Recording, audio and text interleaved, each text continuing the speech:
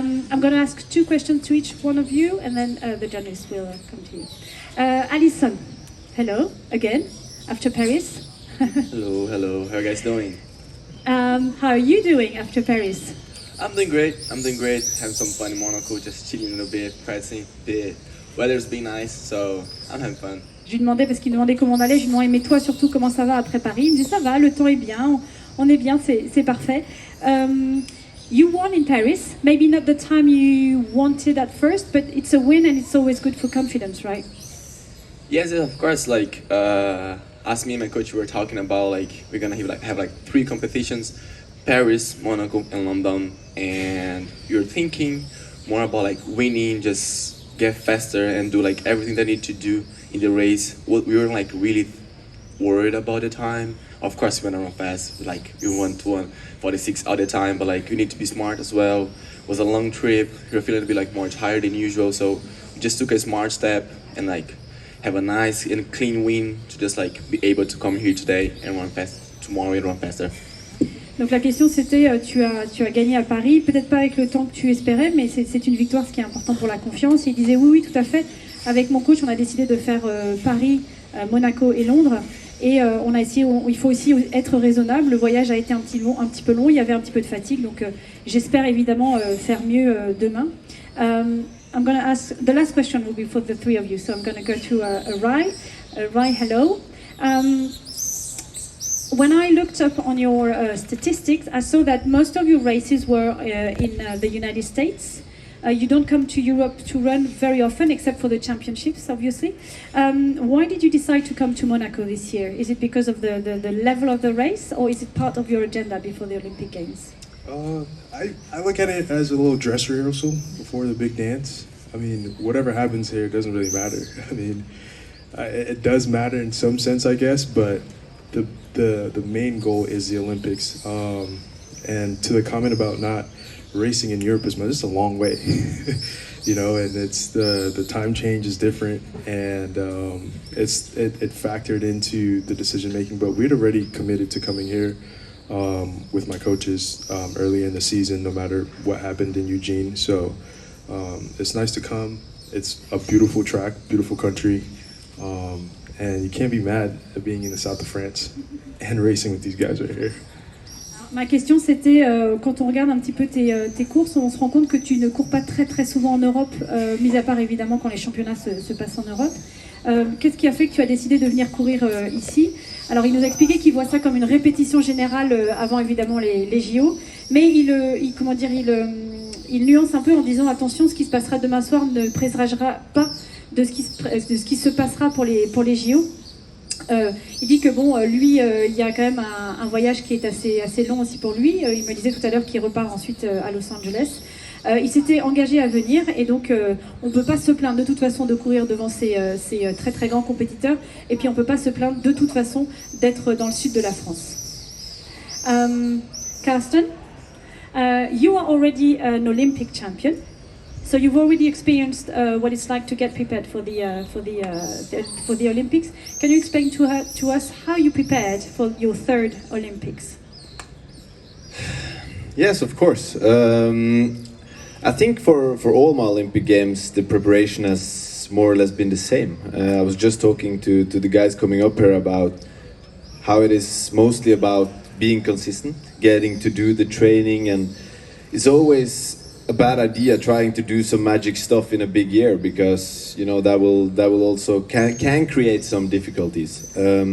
So for me, it's been about still building on the foundation that I feel like we have done for many years. I think also I found a calmness in what I'm doing.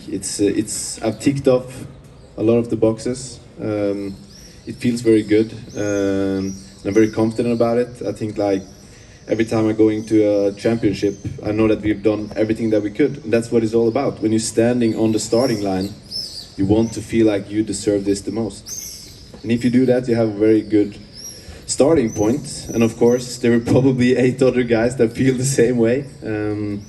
But you gotta believe in the work you've done, and that's what I always do. Donc la question c'était que Karsten est très habitué aux Jeux Olympiques, ce sera son 3e à Paris. Je lui demandais un peu comment il s'était préparé cette année. Et il disait que la préparation n'avait pas été très différente des autres années. Lui, il croit en la régularité, que ce soit sur les courses ou à l'entraînement. Il faut construire sur les bases qui sont déjà là. Cette saison, il a coché déjà beaucoup de cases, ce qui le rassure. Il sait que tout a été fait correctement. Il sait aussi que les 8 autres athlètes sur la ligne de départ sont probablement dans le même état d'esprit. Mais voilà, il est plutôt serein et la préparation pour les JO n'a pas été très différente de d'habitude. I gotta ask you, it's a big race tomorrow, everyone is talking about it. I don't know who's going to start. What do you think is going to happen tomorrow? Maybe time-wise, or what can you tell us? Who's going to go first? Aha. No one wants to talk, right? I'm sitting ready. Okay, Karsten, you start. You know, we've raced each other a lot of times. You know, me and Rai, we started almost at the same time coming into the circuit. We have raced each other a lot of times. It's always been very good.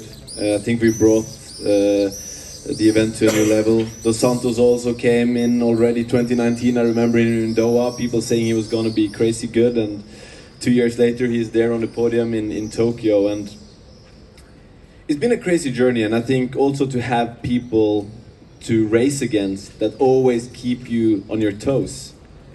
You know, it's kind of a blessing in disguise as well, because we've taken this to, you know, what I would say, and I'm maybe a bit biased, but the highest level of any event in track and field right now, and maybe cocky, but that's how I feel. And I think, you know, when we're going to look back at this era of the 400-meter hurdles, I think we're all going to be grateful that, you know, we had this level of nerve and competition. And now we're all here, ready to race in Monaco tomorrow. I think all three of us feel confident, unless we wouldn't be here. And we've been in this situation before. And to speak about times is never a good idea, because I think the thrill of the race is going to be good no matter what. But, you know, the three of us always tends to run quite fast. So it's going to be a race, I can guarantee. Yeah, I agree with that. I was talking to Karsten on the way here, and I was telling him how I feel like the fans and the media don't appreciate how crazy what we're doing is. And we've gotten so used to seeing 46s and 46s. I mean, guys, we've opened up our seasons under the previous world record, which is just insane and hadn't been done for years. And now we're just cranking out 46s like it's just, you know, a normal day. And I think that's something that needs to be appreciated more. And I mean, whether it's a 47 race tomorrow, which I doubt, or 46 race tomorrow, I feel like it should be appreciated, because, you know, the three best men of all time are lining up before the Olympics here in Monaco. And I just think it should be, the excitement of it should be looked at as, you know, an achievement for the three of us, as opposed to, all right, what's the time going to be? Because I think everyone kind of gets excited about the time and seeing the time, but I think it'll be fast tomorrow, and yeah, see what happens. Alison, do you want to add anything? Yes, go ahead. I guess, like, as they were saying, gonna be really, really exciting. It's really, really exciting to be part of the Easter right now, because what we're doing is not like normal. We're talking about, like, we don't know when you're gonna see that happen again, like have three guys running TFS in the event, and like we have more than just three of us, you know, we have other athletes that's doing like something amazing as well.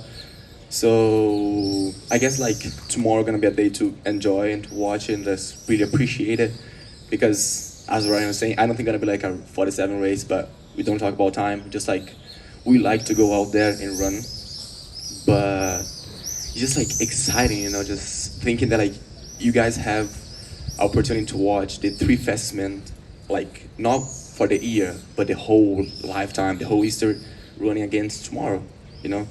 It's exciting to just know that we are leading the way for the next generation. They are showing like how it's supposed to be, what they can do, and what works, what didn't work for the next generation, for everyone to learn how to do track and want to learn a little bit. So I'm really, really happy to be part of it. I'm really, really happy to be running with this guy. It's always amazing, and I'm really excited for tomorrow. All right, I'm going to try to sum up everything. Thank you for your answers, guys. Karsten said that... c'est en français que je suis maintenant. I was starting to speak in English, but actually I need to translate in French, sorry. Il disait que lui et Rai se connaissent déjà bien, ils sont arrivés ensemble sur le circuit. Alison est arrivée un petit peu plus tard, autour de 2019, et que c'est extraordinaire d'avoir des gens à ce niveau-là de performance.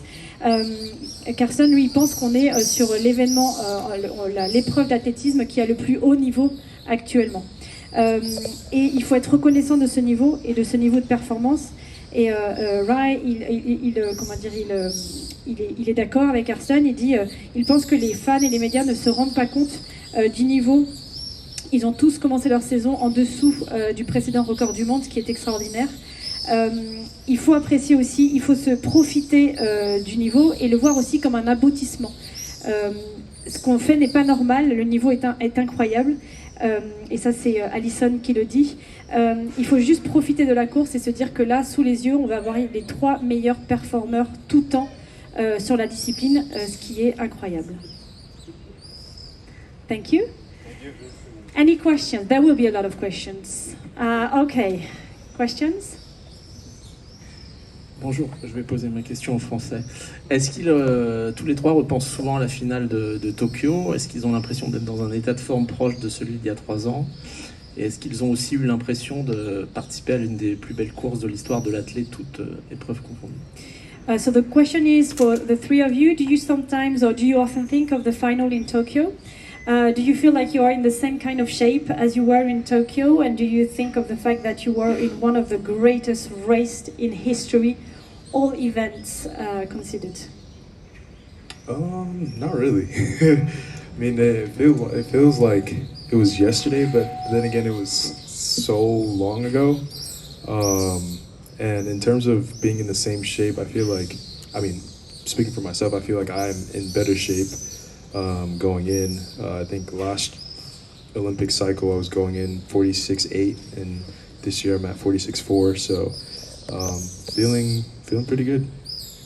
Alors la réponse de Rai, lui n'y pense pas forcément souvent. Ça paraît être hier, mais ça paraît très loin en même temps.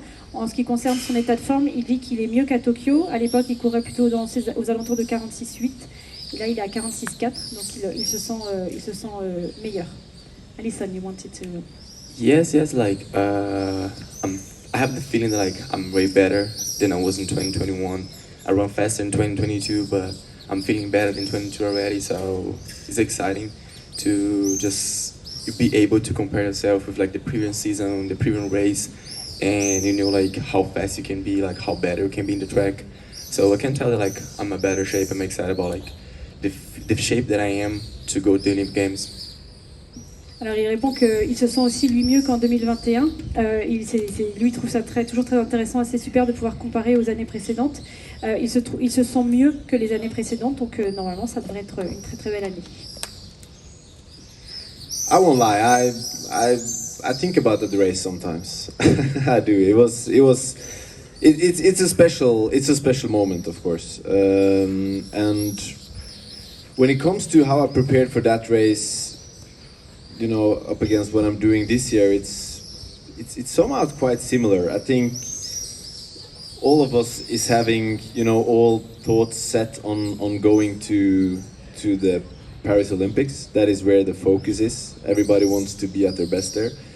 That was my goal also for Tokyo, and I feel what's similar this season is that, you know, I've been able to do all the right choices that I want to do to be best prepared. And this is everything that I focus on before every major championships, and especially Olympics, to be able to do what I think is, and my coach think is the best choices for me regarding training and also competitions. I've been able to put in some training now between the first races of the season, have a good training period coming into this one, and of course I'm looking forward to be even better when it comes to Paris. I'm of course trying to save some for the big show.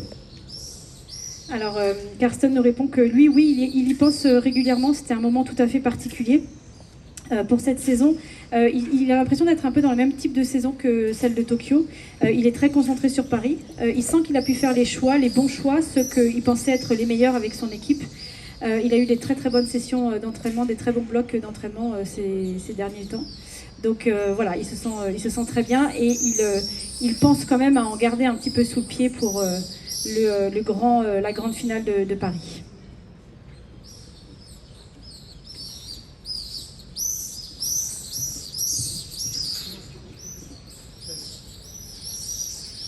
Est-ce qu'on m'entend? Oui. J'ai une petite question pour tous les trois. On l'a dit justement, les 3 meilleurs performeurs mondiaux de l'histoire. Si on doit parier sur qui? Et est-ce que Karsten vit bien le fait que, ce qui ne doit pas souvent lui arriver vu son niveau et ce qu'il a réalisé par le passé, aujourd'hui on a Rai et on a Alison qui sont devant sur les temps sur cette saison. Comment il vit ça? All right, so tricky questions now. If we need to bet on someone, who should we bet on? That was your question, right? And Karsten, a question more for you. You are not the top performer of the year. Is it something that makes a difference in your season, right? Yeah. So I've been doing a lot of betting now with the Euros, and I don't want to follow my advice because it's been bad. So I better not speak. What was the second question? You are not the top performer of the season. No. Does it make a difference in your approach of your season, or in your approach of the events or Paris? It's just to get the odds up. So you can gain more money when you bet for me. Did you get that? I didn't get what you said.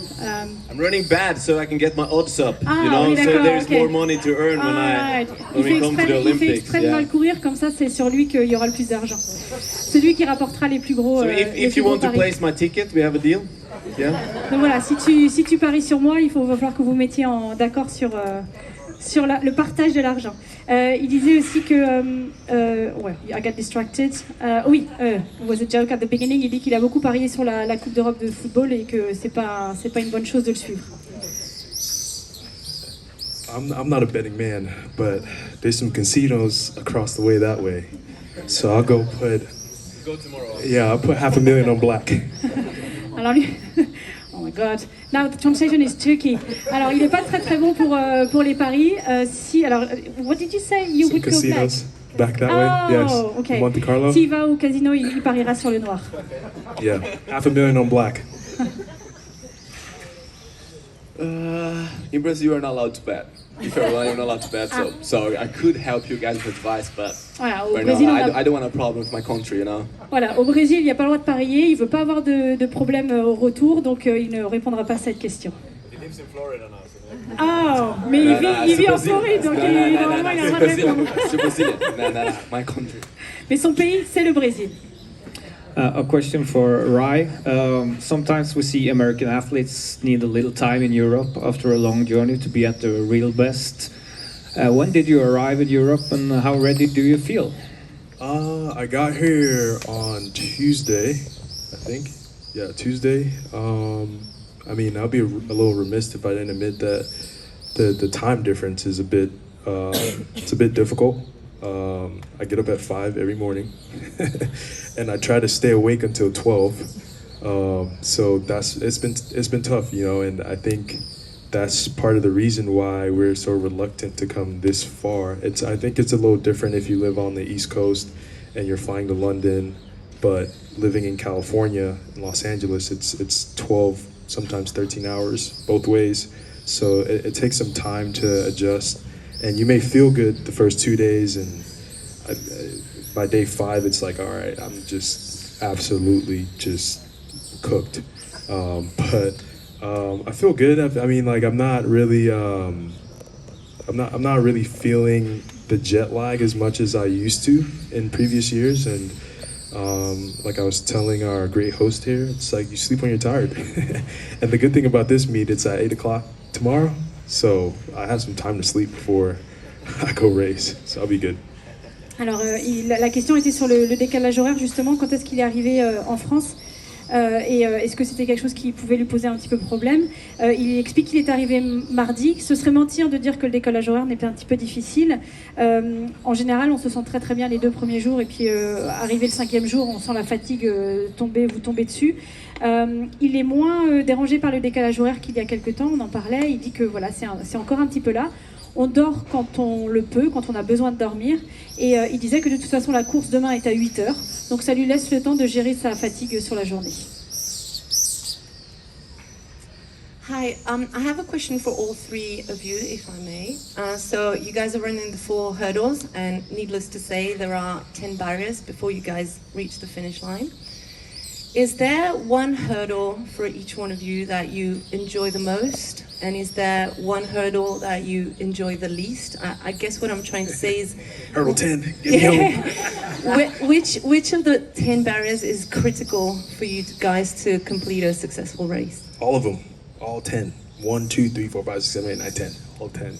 If you hit one, it's bad. It's a bad day. And it doesn't matter if it's 3, doesn't matter if it's 10, 9, 7, doesn't matter. You need to get over all barriers as clean as possible, because with the level of competition that's here, there's zero room for error. And I mean, that makes all of the difference. But my 2 favorite barriers to get over is 10, because the race is over from there and I can go home. Alors la question c'était, est-ce que dans le 400 est-ce qu'il y a une haie par exemple sur laquelle que vous aimez particulièrement franchir, et une autre que vous détestez, peut-être pas détestez mais la plus critique, la plus... Et Rai disait que de toute façon il se posait pas trop cette question, que les 10 haies étaient à franchir. It starts to hit. That is also when you have to adjust more than you did before in that race. And I think when it came to Oslo, I was running 14 and 14 steps between for the last 2 hurdles, which is something I'm not doing that quite often. I think I made the first mistake already at 9, and then, you know, of course, seeing Alison on the side, you're trying to make up for it. But you can't force speed, and I came a little short on hurdle 10. But still, what I liked about it was that I found some good energy in me to finish up the race and just barely getting second. So yeah, it wasn't ideal, but it's also part of the game. And it's also, you know, this is also what can happen when you get under pressure from opponents. You need to keep your nerves and do smart moves. So it didn't change a lot in training, but of course you get a little bit pissed with yourself. You're trying to avoid that, but at the same time you can never give yourself too much shit for trying to become even better. Alors la question c'est, à Oslo, au meeting d'Oslo, tu as touché fortement ou fait tomber la dernière haie, c'est ça, sur le toucher la dernière haie? Légèrement. Ok, légèrement la dernière haie. Est-ce que ça a changé quelque chose sur les semaines qui ont changé avec ton entraîneur? Karsten explique qu'on travaille toujours pour avoir de la marge justement sur cette dernière haie, mais le lactique est là et parfois c'est dur de s'adapter. Il expliquait que sur les 2 dernières haies, il était à des intervalles de 14 foulées, ce qu'il ne fait pas qu'il ne fait pas très souvent. Il avait déjà fait cette erreur, mais le point positif, c'est qu'il a trouvé l'énergie d'aller finir cette course et de finir tout juste 2e. L'important aussi, c'est de rester calme et de ne pas trop s'en vouloir quand on fait des erreurs pour pouvoir rebondir. Do you speak French, Karsten? That's my question. Oui. Do you? Oh, you could have done what I'm doing now. Si. Si. Ah. Okay. Maybe not then. Yes. So, question for Rai Benjamin. Rai, you have a really, really good time set at the trials. You're top of the season's list, but you also have 5 of the 3 of the 5 best performances of all time. You're extremely consistent. Do you think this year you can finally go out and get that elusive individual gold? I mean, that's always been the goal for the last 5 years, I guess. 6 years I've been a professional athlete. And yeah, hopefully I find a little magic this season, you know, and get it done in pairs.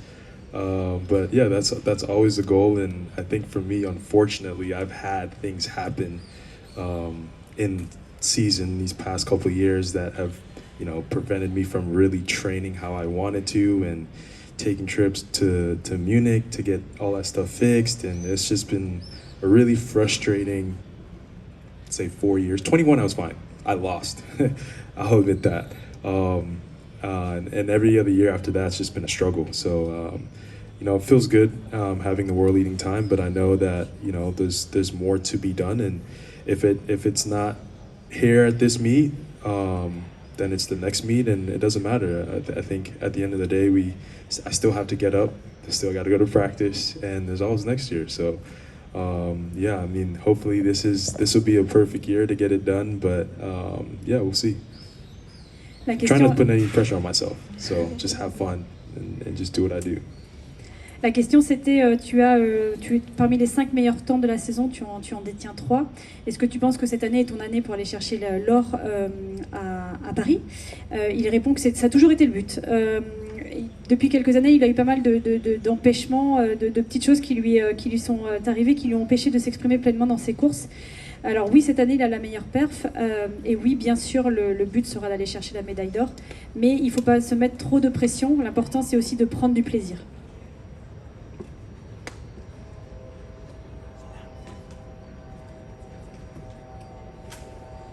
Hello, one question for Rai.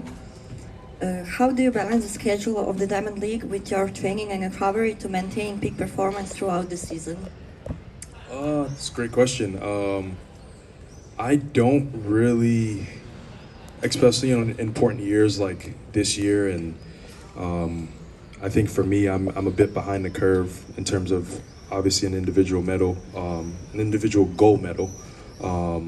I think for me, the focus has been just, getting the races that I need to get in as close to home as possible, because I'm at the mercy of having my coaches be collegiate coaches, so they can't travel as well as, say, other professional coaches can.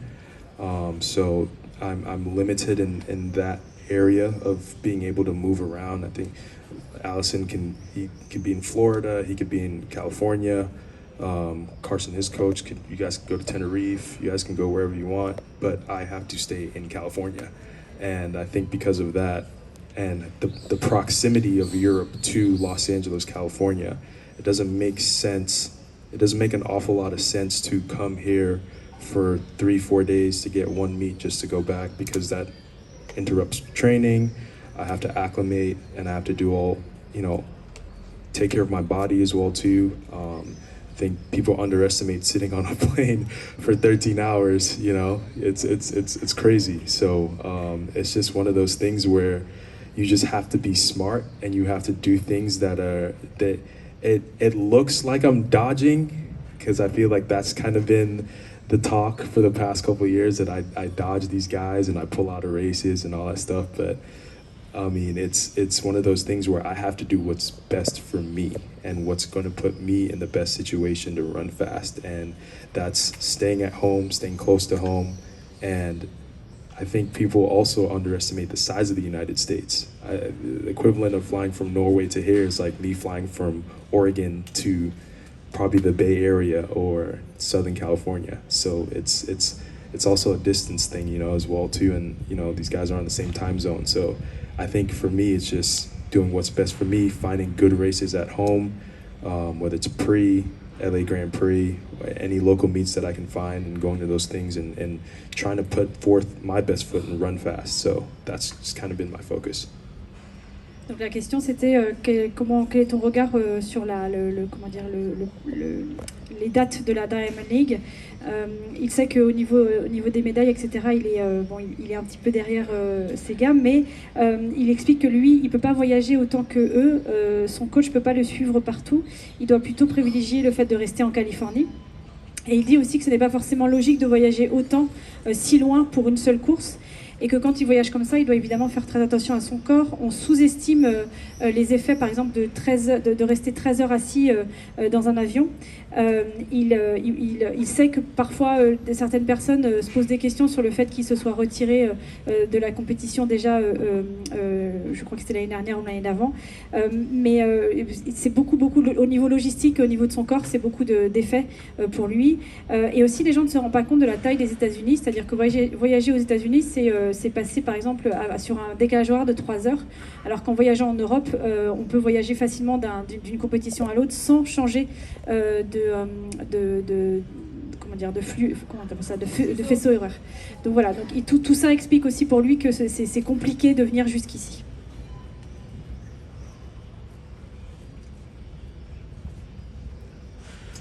I have a question for Rai and Alison. How excited, honored, or maybe nervous would you feel if you got a call to run in the 4x4 in Paris? I think both the US, of course, and Brazil have qualified. Sorry, Karsten, I think Norway did not qualify. But how would you feel if you got the call to run in the 4x4 at the Paris Olympic Games?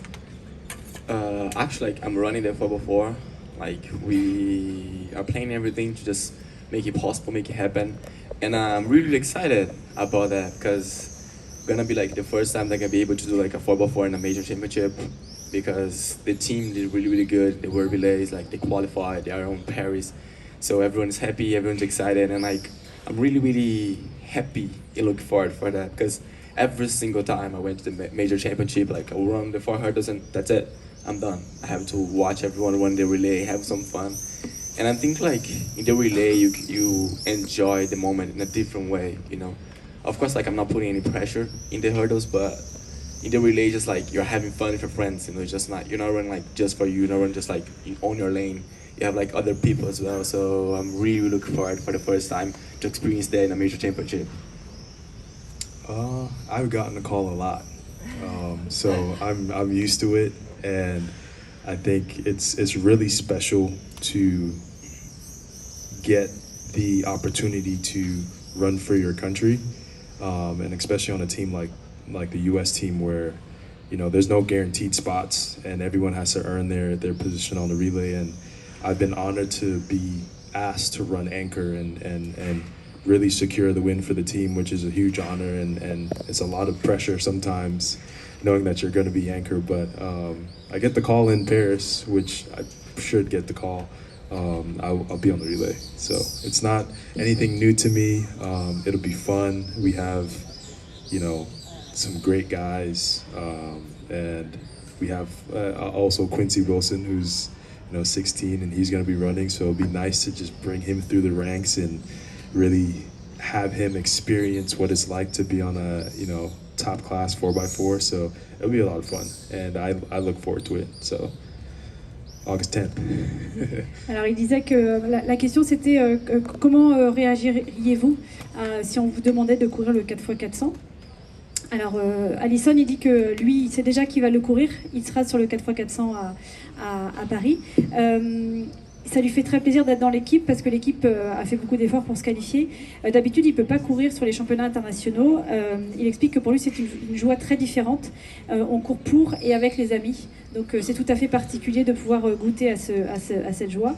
Pour Rai, lui, il dit qu'il est assez habitué à cette course, mais que ça reste une émotion particulière de courir pour son pays. Il serait honoré d'être, je sais bien compris, c'est le dernier à courir, celui qui rassurerait la victoire pour son équipe. Et il serait très content de courir avec Quincy Wilson, qui est un de ses amis, avec qui il pourrait célébrer si d'aventure le résultat serait très positif pour l'équipe américaine. Joel, you said that you are no bettors, you don't bet, but who do you think will win tomorrow? You sure must have some opinions about that. You're gonna be here tomorrow watching? You're good. Who's gonna win? Like, you're gonna be here to watch tomorrow? Perfect. Just come here to watch. You're gonna be like amazing. Just no one can predict it, you know. But of course, like each of us gonna say, like I'm gonna say that I'm gonna win. Karsten gonna say Karsten. Benjamin gonna say Benjamin. But it is what it is. That's like why it's so nice, you know. You cannot predict anything. Oh, you want me to say something? There is this saying that history repeats itself. No, I'm just kidding. But seriously, I actually have a lot of respect for these two guys, because every time we're on the line, they make me run for it, and hopefully they feel the same way. Tomorrow, I think there's a big chance one of us is going to win, and I think the three of us will fight equally for it, and yeah, we'll see. But of course, I want to win. Yeah, we get. Let's do that. Yeah, we're gonna cross the finish line together tomorrow, in unity. Omega is gonna be like no. La question c'est La question c'est, voilà, si vous deviez parier, qui va gagner demain? Alison répond, bah, vous pouvez venir demain et vous aurez la réponse. Il dit que chacun évidemment va avoir envie de gagner. Karsten, comme on nous dit, l'histoire se répète évidemment en faisant allusion à ses victoires précédentes, mais il dit qu'il a beaucoup de respect pour chacun des concurrents et que ce qui est chouette, c'est qu'à chaque début de course, le fait d'être ensemble leur donne encore plus envie de se surpasser. Et donc il considère peut-être la possibilité de franchir la ligne d'arrivée tous les trois ensemble au même moment, main dans la main. Well, that would make history, that's for sure. That wouldn't be history repeating itself if you cross the line holding hands. It would be new history. It would be new history. Let's be innovative, right? Okay, thank you very much. Thank you very much. Yes.